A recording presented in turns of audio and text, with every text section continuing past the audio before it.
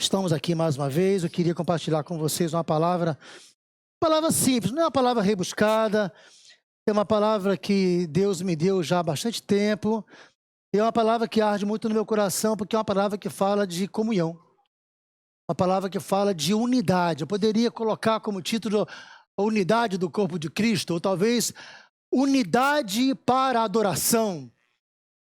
E quando a gente lê o texto que está lá em Êxodo, capítulo 26, versículo 15, 17, 19, 29 e 30, a impressão que dá é que não tem muita coisa a ver com aquilo que a gente pretende compartilhar. O que Deus já colocou no meu coração e vai colocar também no coração de vocês. Êxodo capítulo 26, a partir do versículo 17, eu vou pular alguns versículos aqui, e aqui está falando sobre a construção do tabernáculo, as tábuas do tabernáculo.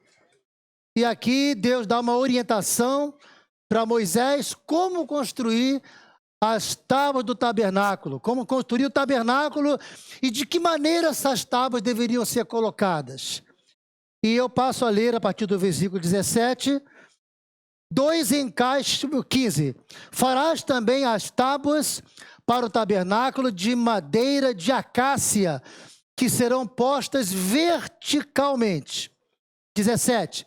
2 encaixes terá cada tábua, travados um com o outro. Assim farás com todas as tábuas do tabernáculo. 19.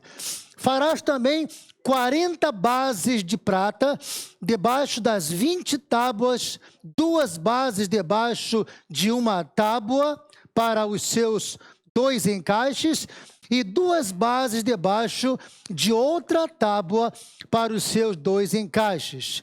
Versículo 29. E cobrirás de ouro as tábuas. Cobrirás de quê? De ouro as tábuas.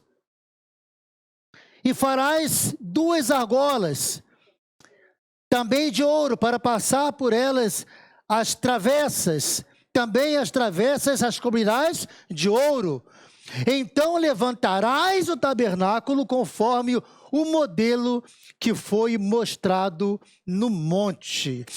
Pai querido, Pai amado, muito obrigado pela tua palavra que está aqui, aberta diante de nós. E eu tremo diante dessa responsabilidade da tua palavra, mas descanso, Pai querido, na provisão do Senhor, do teu Espírito Santo, que vai falar no meu coração e ao coração desse ministério apostólico, Goel, que o Senhor plantou aqui, ó Pai, e cremos que grandes e maravilhosas coisas ainda estão por acontecer neste lugar.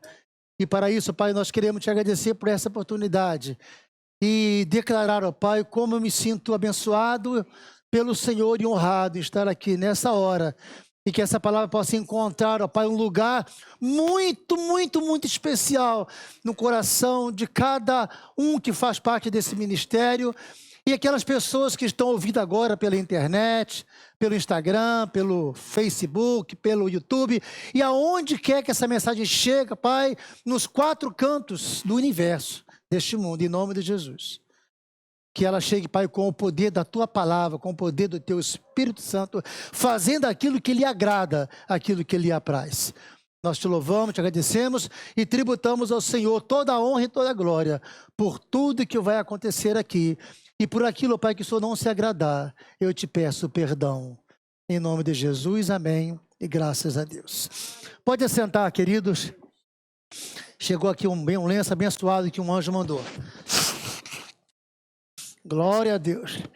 Amados, essa palavra fala muito ao meu coração porque ela fala de comunhão. Ela fala de unidade.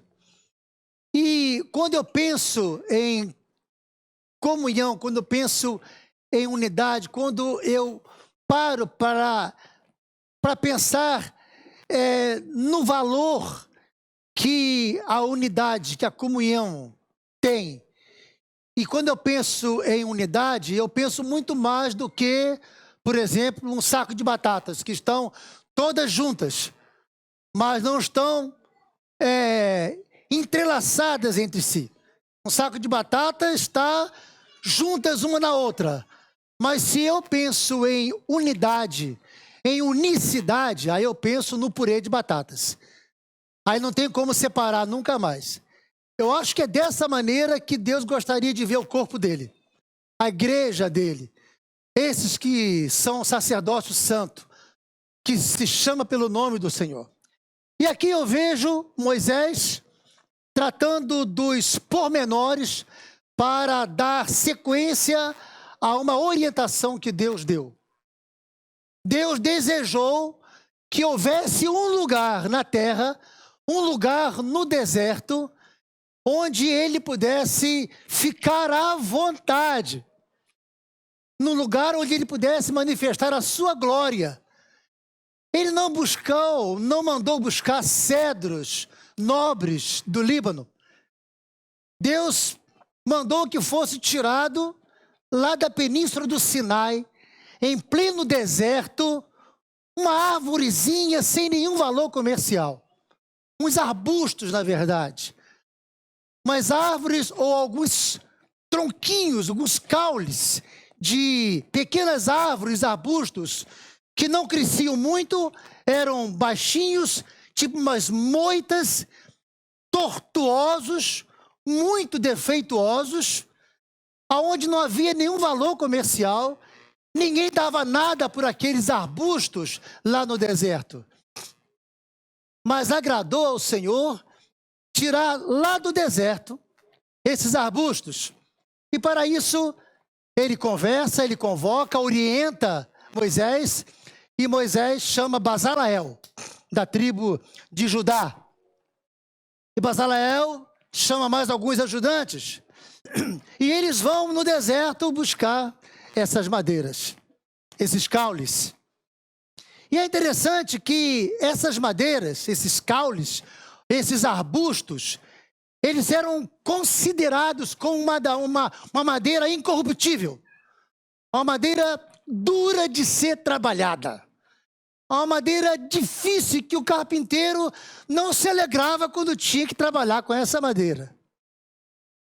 Será que a gente vê alguma semelhança com cada um de nós? Material duro de ser trabalhado, material difícil de ser moldado. A nossa origem, na verdade, meus amados, é no deserto. E é de lá que Deus nos tirou.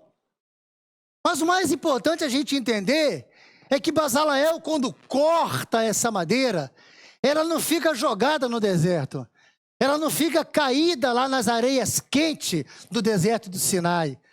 Mas ela é tirada, ela é levada para um lugar para ser trabalhada, para ser tratada. Bezaleel aqui é figura do Espírito Santo, que pega essa madeira para moldar, para passar o formão, para passar as ferramentas, muitas vezes, naquela época, muito rudimentares. Eu acredito que o material que se usava naquela época eram materiais, instrumentos tão rudimentares, que com isso era mais difícil de trabalhar, dava mais trabalho, e os golpes que se davam naquelas madeiras para torná-las planas, eram golpes que feriam, que machucavam, porém necessários. Eu e você muitas vezes sofremos, talvez, alguns golpes, algumas pancadas, algumas orientações, talvez alguns puxões de orelha, alguns retornos a uma caminhada, porque houve alguns desvios, porque é dessa maneira que Deus nos quer trazer para que possamos fazer parte de um contexto de santidade, um contexto de glória, onde Ele tem prazer na nossa presença. Eu fico impressionado quando a gente lê coisas como essas, onde Deus poderia utilizar de qualquer outro artifício, porque Ele é Deus. A Bíblia diz que toda boa dádiva, todo dom perfeito vem do alto, vem do Senhor. E nele não há dúvida, não há soma de variação. Então não há nenhuma dúvida, nenhuma soma de variação, que ao sermos arrancados do deserto, nós passamos a ser o material adequado, o material prioritário que Deus usaria para compor o santuário, o lugar aonde ele ia se manifestar. Acontece que da maneira que nós somos, do jeito que a gente foi jogado ou da onde fomos arrancados do deserto, era necessário algumas transformações, algumas mudanças para poder estarmos adequados àquilo para o qual Deus tinha em mente, o plano, o projeto que Deus sempre teve na vida de cada um de nós. Eu não acredito, amados, que a gente tenha vindo para essa terra, nascido de mulher e participado de uma família. O Salmo 139 fala muito claramente sobre isso, a maneira como Deus nos criou, como Deus nos teceu no ventre da nossa mãe, a maneira como Ele escolheu, a maneira majestosa, maravilhosa e divina, né? Do arquiteto da natureza que escolheu a cor dos seus olhos, a cor da tua pele, aonde você ia nascer, de que família você ia surgir. Tudo isso tem um plano de Deus.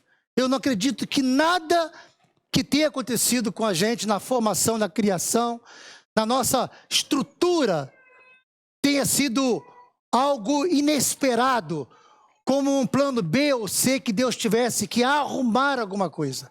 Você é a expressão clara da glória, da manifestação, da alegria de Deus em fazer algo maravilhoso para Ele, para retornar para Ele. Por isso que nós fomos feitos para a glória dEle, para a adoração. Por isso que Ele gosta muito quando a gente se dedica à adoração. Nós somos feitos para isso. E quando entendemos ou olhamos para a gente, poxa vida, mas será que eu sou tudo isso? Será que Deus me vê de maneira tão valiosa dessa maneira? Sim, Deus te vê assim. E porque a gente muitas vezes não se vê assim, então Ele cria um artifício, Deus cria uma estratégia para que você se veja através da glória que Ele coloca em você. E que outros possam também ver isso. Não ver você da maneira nua e crua como você é, mas ver você revestido de algo espiritual, de algo divino, de algo que venha do céu. Eu gosto da expressão que está lá em Eclesiastes capítulo 3, quando lá fala que nós temos uma origem no coração de Deus. Nós viemos de lá, nós voltaremos para lá. E até que isso aconteça, alguma coisa vai acontecendo em meio aos projetos, planos que Deus tem para a gente. Um desses planos é nos fazer capazes, nos fazer preparados, nos fazer, de alguma forma, competentes e adaptados ao projeto do tabernáculo aonde ele ia se manifestar. Ele poderia se manifestar de várias formas lá no deserto, mas ele quis se manifestar no meio do povo. Poderia mandar construir um grande templo, mas ele construiu ou pediu para que, orientou Moisés para que construísse essas tábuas. Essas tábuas deveriam ser exatamente iguais, a mesma largura, a mesma espessura e a mesma altura. Deus nos vê iguais, somos diferentes, claro, mas Deus nos vê iguais. Somos defeituosos, temos tortuosidades, claro, da mesma maneira que eram aqueles arbustos lá no deserto. E quando o Bezaleel pega essa madeira e com dificuldade vai trabalhando essa madeira, deixa a madeira plana, deixa a madeira em condições de ficar lado ao lado uma das outras. Só que ainda não é suficiente.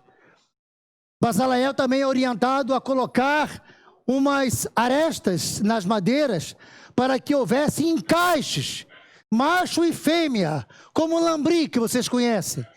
A madeira tinha que se encaixar. Depois do tabernáculo completo, todo ele construído, não haveria nenhuma possibilidade de interferências externas. O mundo não poderia entrar dentro do tabernáculo, porque naquele lugar só a glória do Senhor deveria ser manifesta. E essas madeiras que nos representam, ou nós representamos esse lugar, porque isso agradou ao Senhor, quem está dentro não pode ficar olhando a vitrine de fora. Não dá para ficar com os olhos compridos olhando as coisas que estão fora do tabernáculo, até desejando estar lá por algum motivo. É nesse momento que a unidade do corpo de Cristo sofre interferência, quando o mundo vai paulatinamente tomando espaço e entrando para dentro da igreja. Esse que é o perigo. Quando ao contrário, a palavra nos orienta que a igreja vai avançando contra as portas do inferno. Porta de inferno não caminha, não anda, mas ela dá ré, ela anda para trás. A igreja vai empurrando as portas do inferno e ela vai ser derrubada, porque a igreja tem esse poder.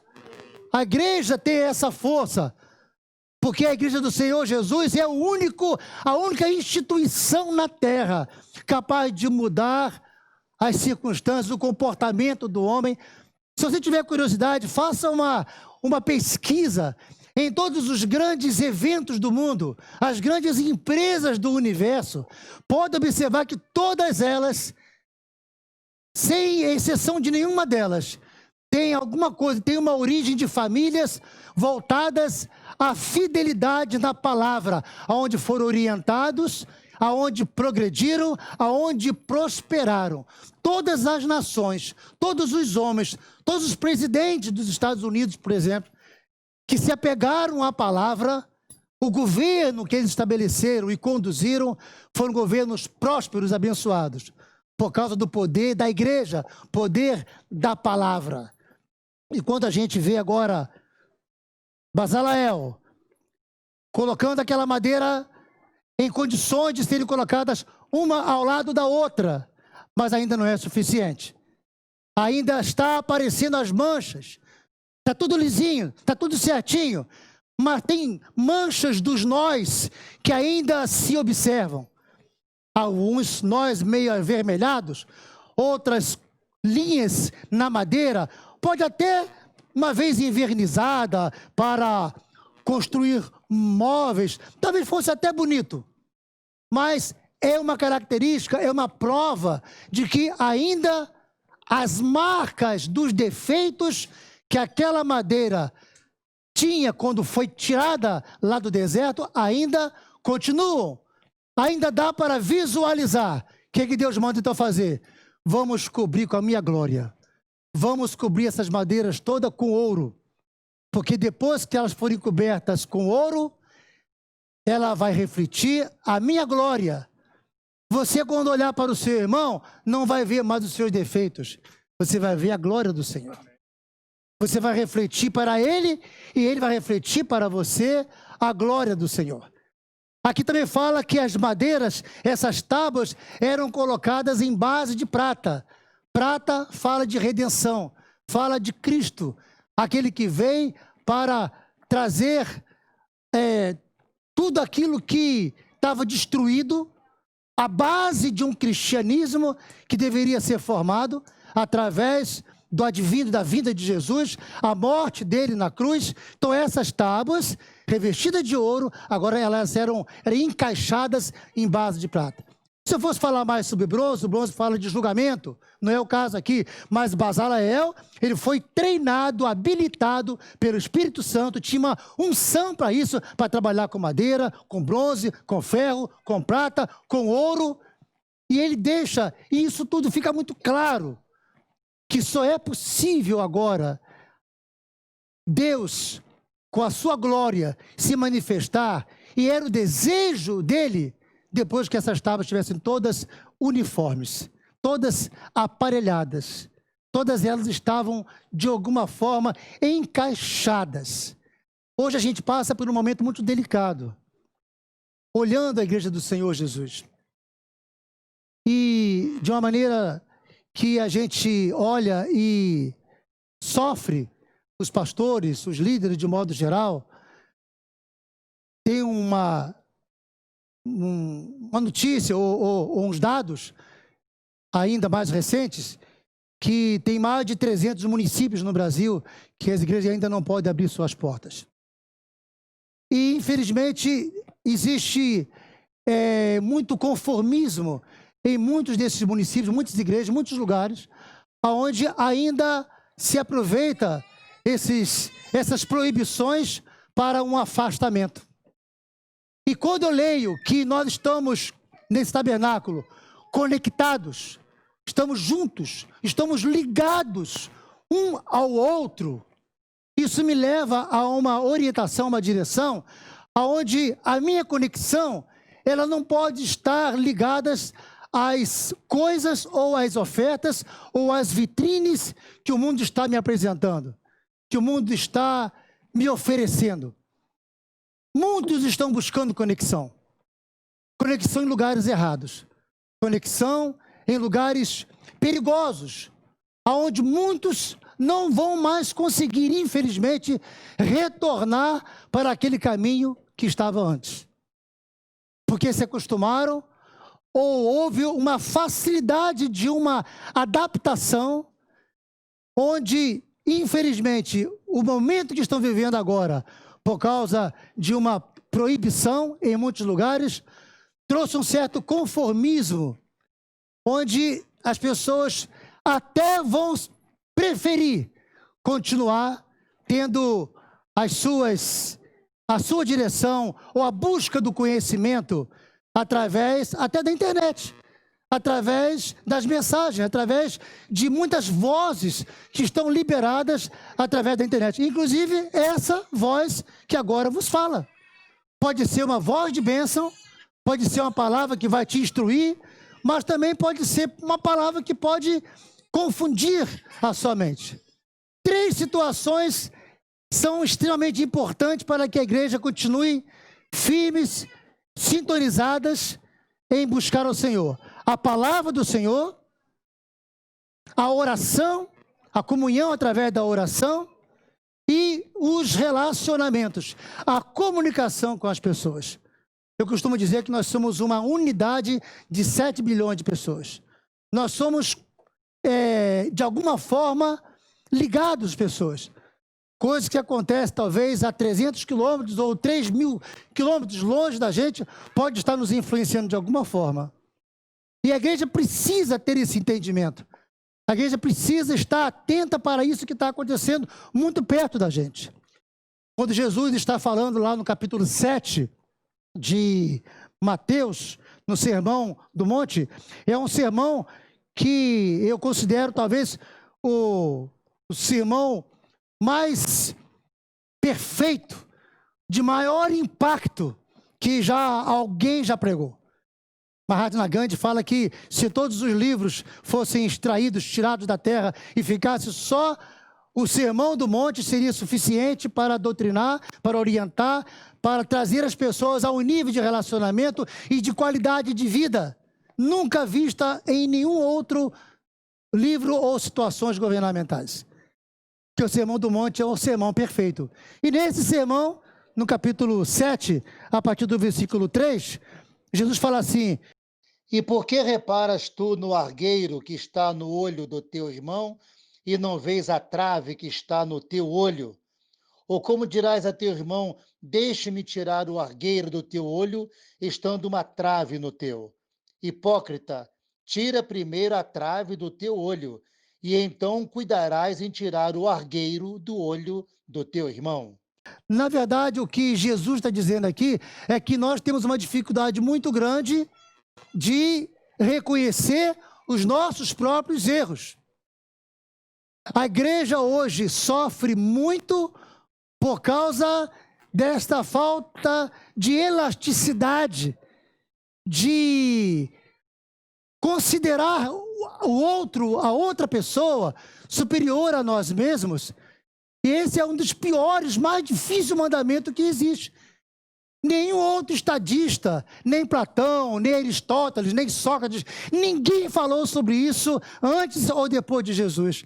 Jesus foi o único que declarou que o maior mandamento era amar o seu inimigo, fazer alguma coisa por aquele que você não gosta, por aquele que você, pelo menos, não nutria nenhuma consideração. Porque é isso que revolucionaria o mundo. Só que, infelizmente, nós não temos visto isso nem no meio da igreja. Há uma máxima triste, onde as pessoas comentam que a igreja é o único exército que deixam para trás os seus feridos, os machucados. A gente comentava recentemente aqui, tanto aqui como na minha casa do meu pai, que há situações onde alguns pastores, eles não têm paciência, não está tendo a misericórdia de socorrer crentes caídos. Muitas vezes há uma necessidade de buscar novos convertidos. Isso está certo? Claro que está.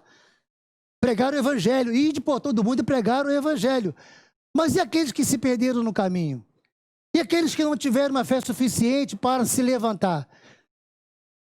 E eu achei muito interessante uma expressão que Valnice Melhor me disse uma vez, que não importa quantas vezes alguém que já tem uma experiência com o Senhor caia,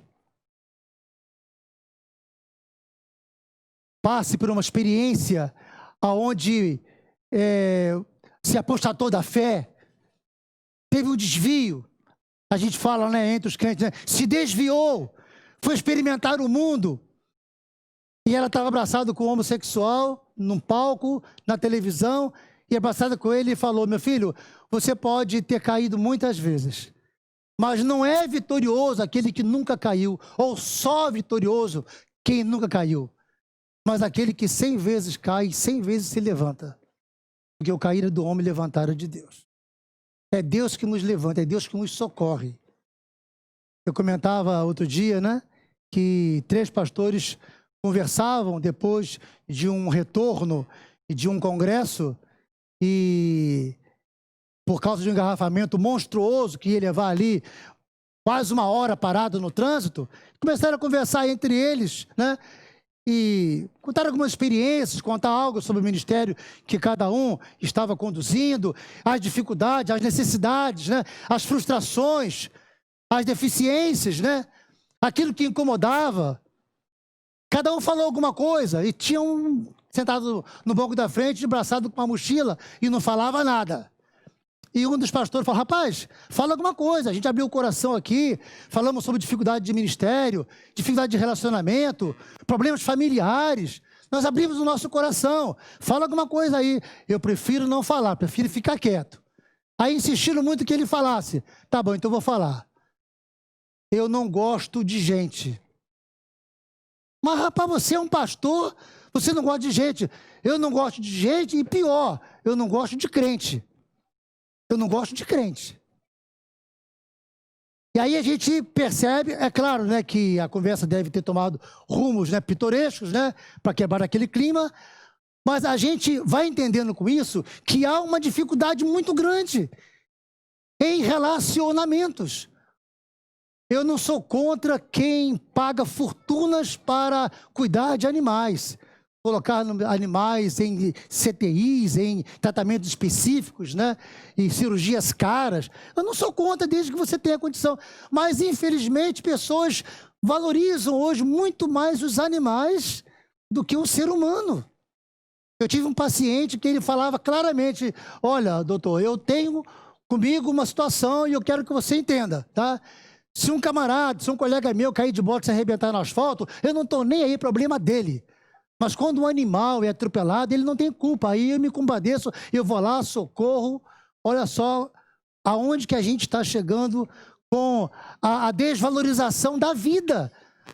A vida passa para uma área delicada e perigosa de desvalorização. E eu volto aqui ao texto. Quando a gente está observando situações muito perto da gente, é muito fácil, meus amados, a gente detectar com muita facilidade o erro do outro, o erro do nosso irmão. E pior, quando a gente comenta isso com outras pessoas, e aquilo vaza, e aquilo vai tornar o retorno daquela pessoa ao aprisco muito mais difícil, quando a coisa toma outros rumos. quando é muito mais fácil, né, Jesus está falando aqui, olhar, em vez de olhar o erro do nosso irmão, olhar para nós mesmos. Como é que eu posso, né, observar e ter uma cuidade em determinar logo, né, um cisco é uma coisa muito pequena no olho do meu irmão, quando eu tenho uma trave, quando eu tenho um graveto no meu olho. É claro que eu não estou enxergando com perfeição, é claro que a minha visão está comprometida, e nesse comprometimento eu posso fazer um julgamento muito errado a respeito do meu irmão. É nesses termos que eu estou tentando trazer para a nossa realidade o que significa fazer parte desse tabernáculo. Muito mais do que fazer parte de um tabernáculo, é ser o tabernáculo, ser esse lugar onde Deus habita. Nós cantamos que o nosso coração é o altar de Deus. Será que é mesmo? É o altar de Deus? E a gente está vivendo hoje momentos muito delicados com relação a essa situação de estar muito preocupado e com muita facilidade em identificar o erro do nosso irmão. E é difícil realmente, é muito fácil a gente ver o erro do nosso irmão, mas parar para fazer uma análise, como o salmista no Salmo 139 fala, né? Sonda o meu coração, olha bem lá dentro e veja se há algum caminho errado. Veja se há alguma coisa que necessite ser consertada. Isso é autoexame. Isso é olhar para si mesmo e fazer uma autoanálise. Muito mais fácil do que fazer uma análise, né? É fazer uma aliás, então, não só uma autoanálise, mas uma análise do alto. Permitir que o Espírito Santo invada o nosso coração, porque ele é capaz disso. Ele pode fazer isso. Mostrar os nossos erros. Mostrar aonde que estamos errando. Aí a gente vai esbarrar numa situação de orgulho, uma situação onde a prepotência, achamos que nós somos superiores aos outros. Quantas vezes, eu sei que isso aqui, é claro que eu não vou perguntar, não quero que ninguém levante a mão, mas você que está em casa, você que está aqui, quantas vezes a gente, no nosso conceito, naquilo que a gente nos nossos relacionamentos, quantas vezes a gente se acha melhor que o outro, superior ao outro?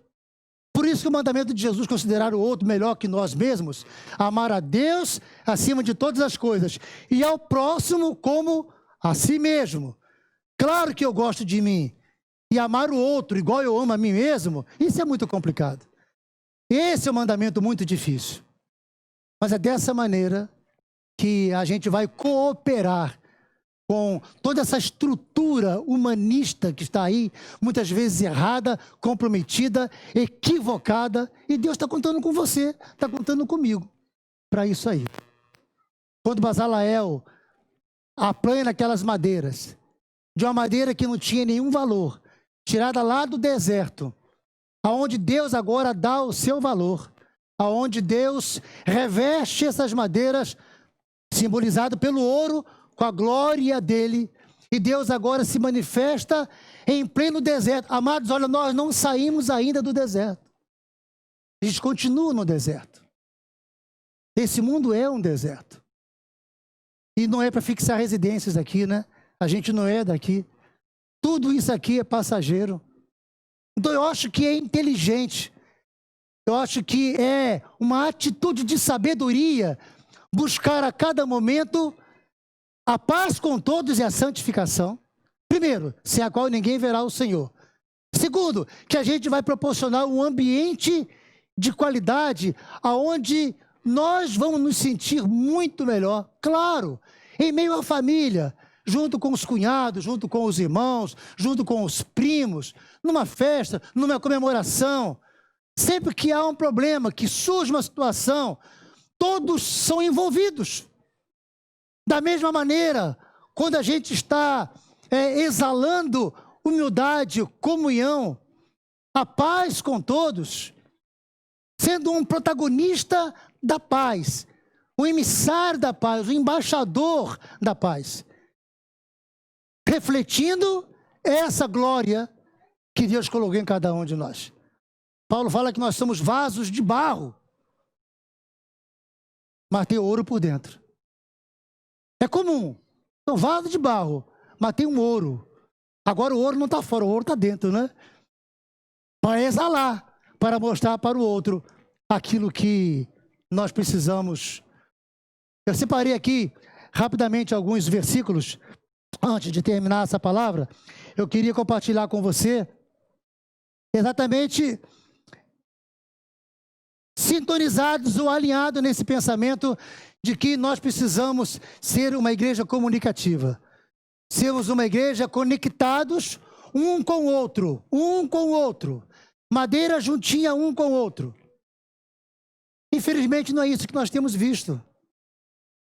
Nós temos, com muita tristeza, no palco das nossas denominações, visto muitos líderes que não se dão um com o outro. Líderes brigando por posições eclesiásticas, por números de pessoas, exaltando a membresia e quantas células ou quantas pessoas tem na sua igreja. Eu louvo a Deus por esse grupo que está aqui. Eu não vou dizer quantas pessoas tem aqui. Não vai interessar muito para quem está fora, né? Mas é um grupo bonito, é um grupo maravilhoso. É uma igreja do Senhor Jesus. É um auditório sorridente, maravilhoso, que Deus está vendo no coração de cada um de vocês. E eu queria falar uma coisa aqui para vocês, para esse ministério.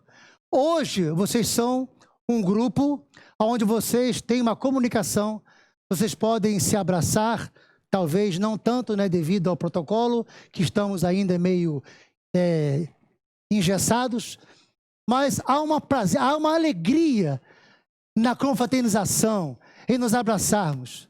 Mas eu pergunto a vocês, uma igreja de 25 mil membros, quantos se conhecem?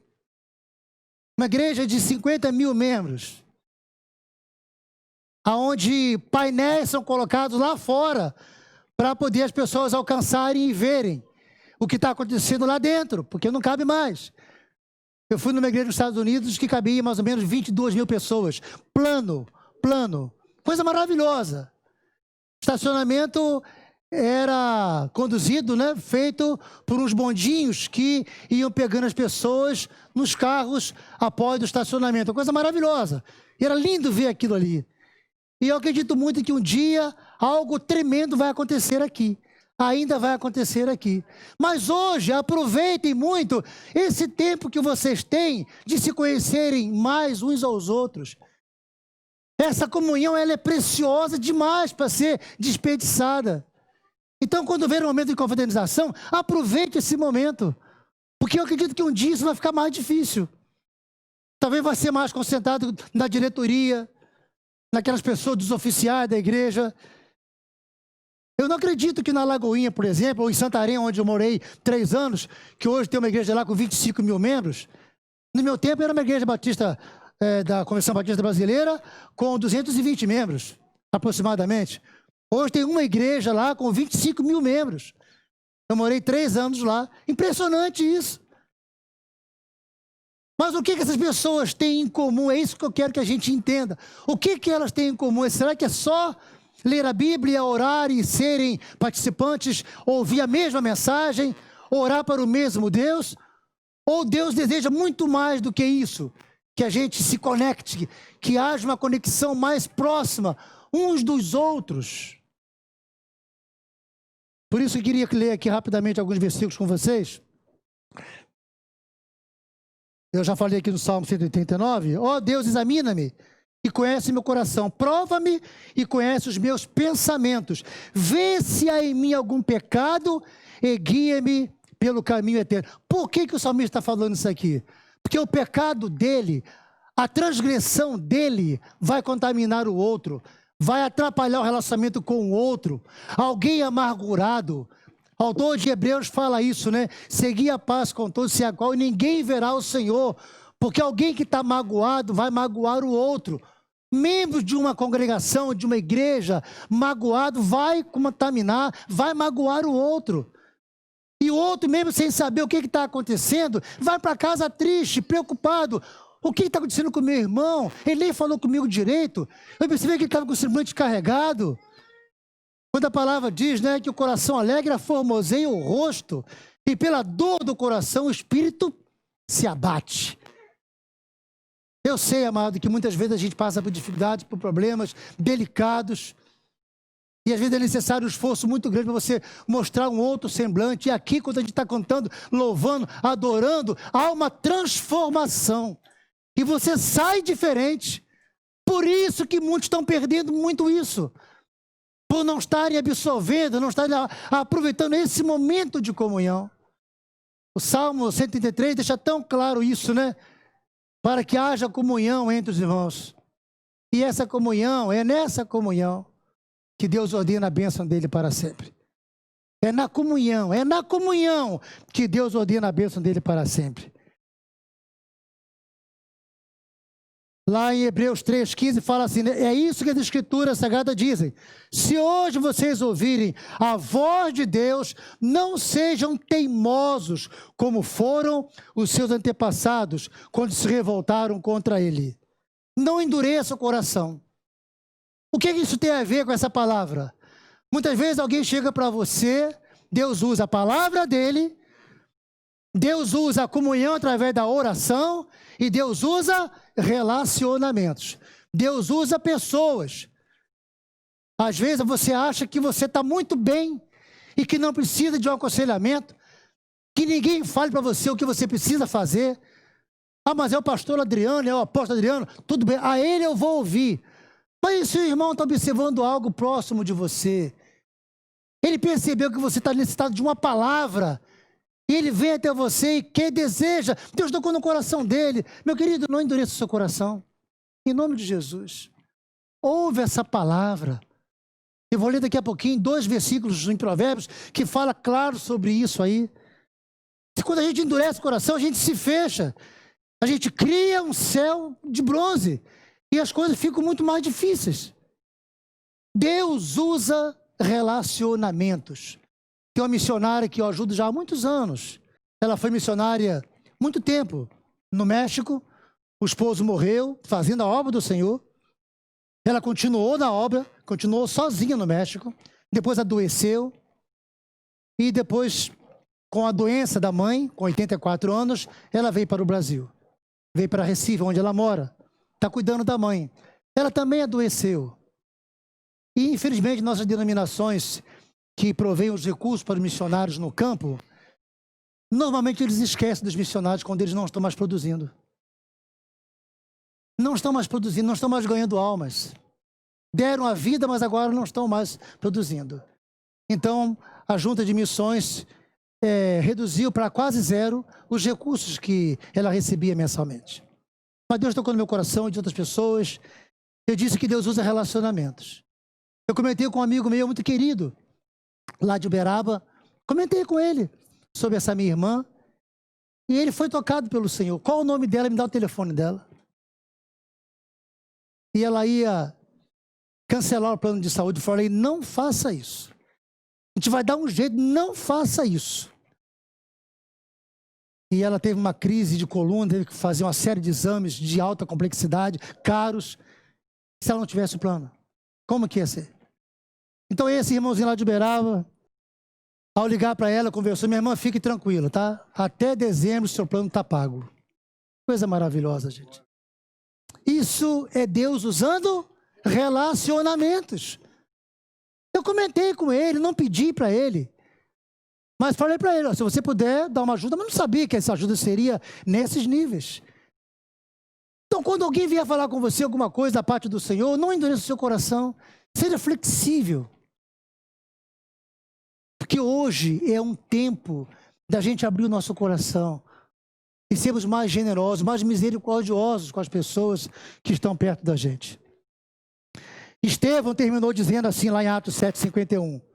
Como vocês são teimosos, como são duros de coração e surdos para ouvir a mensagem de Deus. Vocês sempre têm rejeitado o Espírito Santo. Meus queridos, não é sempre que o Espírito Santo vai falar diretamente com você para você fazer alguma coisa que Deus quer que você faça. Ele pode usar um seu irmão, ele pode usar um parente, ele pode usar uma criança. Moisés tinha intimidade com Deus. Moisés falava com Deus cara a cara, conversava com Deus, face to face, cara a cara. Mas Deus não falou para Moisés para formar grupo de 1.000, de 100, de 10. Quem é que alertou Moisés? O sogro dele. O sogro chegou e viu aquele negócio. Ô Moisés, tu vai se arrebentar aí, cara. O que você está fazendo não está certo. Separa grupo de 1.000, grupo de 100, grupo de 10. Coloque líderes de grupo de 10, 100, de 1.000. Você não vai aguentar. Ora, Deus não falava com Moisés o tempo todo? Por que Deus não falou para ele? Porque ele não é tão necessário o tempo todo que Deus fale com a gente. Ele pode usar a igreja, pode usar o nosso irmão. Não é isso? Alguém poderia dizer, é que o Jetro viu que a filha estava isolada, o marido não tinha mais tempo para ela, aí ele viu com os olhos de pai, com os olhos de sogro. Pode até ser, mas que Moisés pegou aquela palavra e colocou em prática e deu certo, deu. Então não endureça o seu coração. Que nesse momento de dureza que a gente está passando, meus irmãos, cuidado para que nenhum de vocês tenha um coração tão mau e descrente que o leve a se afastar do Deus vivo. Pelo contrário, enquanto esse hoje, de quem fala das Escrituras Sagradas, se aplicar a nós, animem-se uns com os outros, a fim de que nenhum de vocês se deixe enganar pelo pecado, nem endureça o seu coração. Meus amados, olha, o mundo está aí cheio de ofertas, promovendo dureza de coração.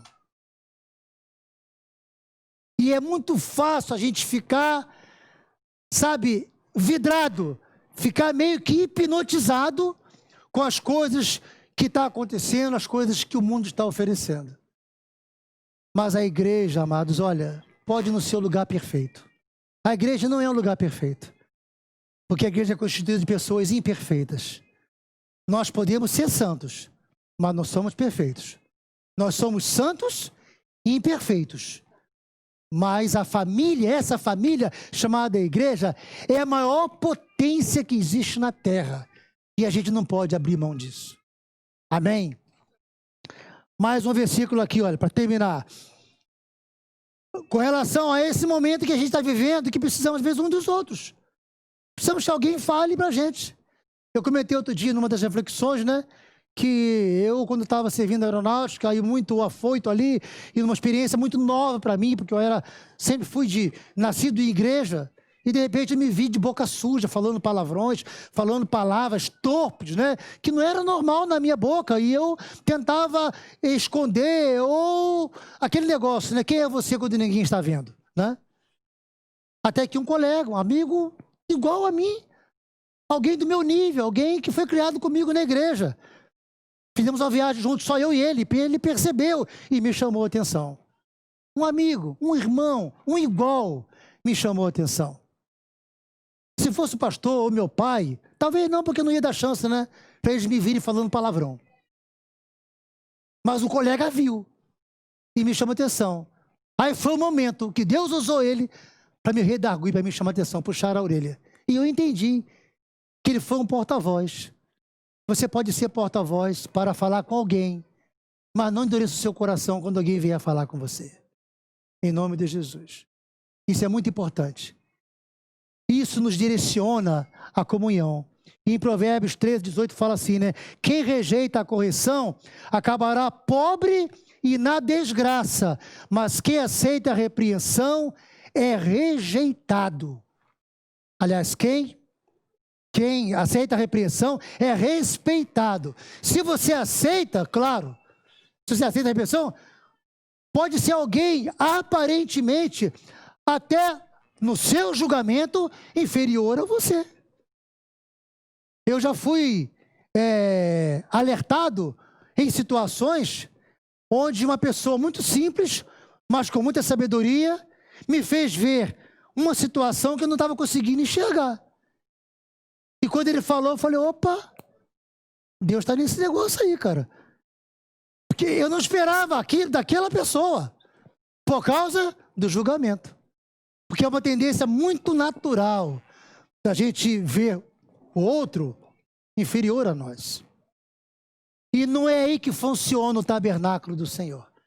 Não é dessa maneira que você é tabernáculo santo, irrepreensível.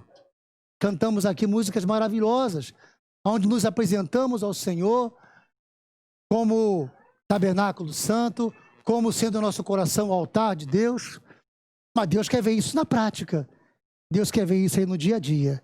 E o outro versículo 19, Provérbios 19, 20, fala: ouça os conselhos e esteja pronto para aprender. Assim, um dia, você será sábio.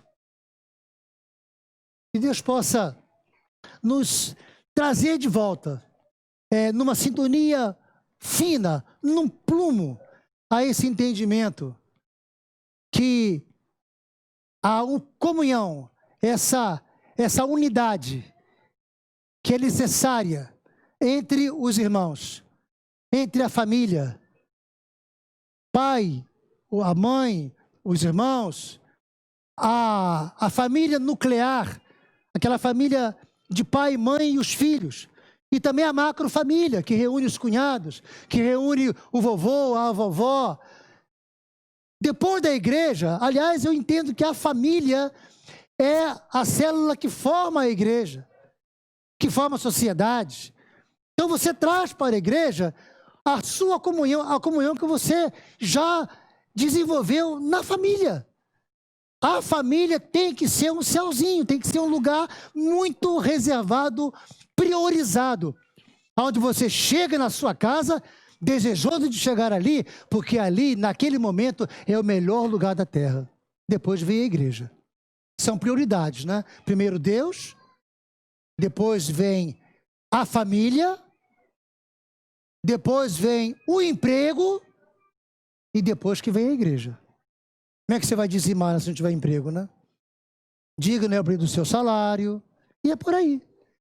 São prioridades que nos levam a esse entendimento de comunhão. Ó, quão bom e quão suave que os irmãos, que a família, que a igreja viva em união. É como o óleo da unção, o óleo precioso que desce sobre a cabeça, a barba do sacerdote. A barba de você, a sua barba ou a sua cabeça, você que é sacerdote na sua casa, você que é pastor na sua casa, você que é um líder na sua casa. Quem é o líder? O líder é aquele cara que sabe o que quer, sabe para onde vai e sabe como conduzir a sua família. Esse é o líder que a família está confiando, mas esse líder tem que ser um sacerdote. Tem que conduzir a família na palavra, tem que trazer a família para a oração, para a palavra, cotidianamente, diariamente. Crie um projeto de leitura, crie os filhos num caminho, para mais tarde você não se entristecer e não se envergonhar com o que os filhos poderão vir a fazer. É essa palavra que eu gostaria de deixar a vocês, que Deus colocou no meu coração nesta noite. E que essa conexão não seja uma conexão com o WhatsApp, não seja uma conexão com o Facebook, não seja uma conexão, não queira ter milhões de seguidores, mas que você seja o seguidor de Cristo Jesus, o autor e consumador da nossa fé, e que os outros vejam isso em você, refletindo a glória de Deus.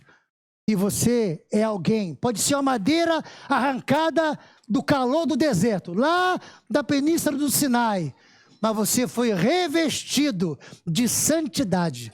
A Bíblia me diz que você é sacerdócio santo. Caminhe nessa direção, caminhe nesse entendimento. E eu sei, tenho certeza, que você vai contribuir muito para esse ministério.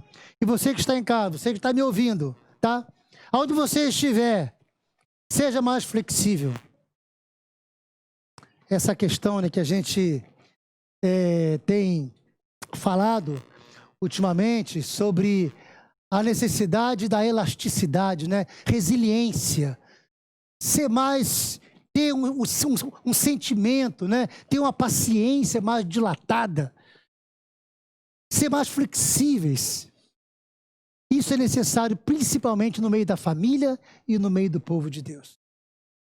Que essa palavra, que esse tabernáculo, que você, como tabernáculo santo, tenha esse entendimento e possa promover isso, divulgar isso aí com o seu testemunho, porque é no testemunho. É nisso aí que as coisas acontecem. Amém, queridos? Eu queria orar com vocês, antes de terminar, que essa palavra possa continuar falando ao seu coração, você que está em casa, que em nome de Jesus, algo possa arder no seu coração e você possa tomar algumas atitudes hoje, não deixar para amanhã, mas uma atitude que mude a sua trajetória de vida. O pastor com quem eu trabalho, ele fala uma coisa muito interessante e é verdade. Se você quer que algo aconteça diferente na sua vida, então faça coisa diferente. Mude a trajetória. Faça algo que possa promover diferença na sua vida. E não há nada melhor para se fazer do que estar cada vez mais sintonizados com o Senhor, buscar na palavra dele a orientação, ter intimidade na oração e ser usado como relações para outras pessoas. Ser um bom transmissor de bons relacionamentos. Ser parceiro de quem está necessitando. Ame pessoas, não como aquele pastor, né? Ame gente. E que você que é crente, você que tem já uma experiência com o Senhor, comunique essas boas novas a quem não tem ainda, a quem não sabe. Quem sabe, né? Parente seu, uma pessoa que está perto de você, ouvindo a palavra, vendo o seu testemunho, pode alcançar também a salvação.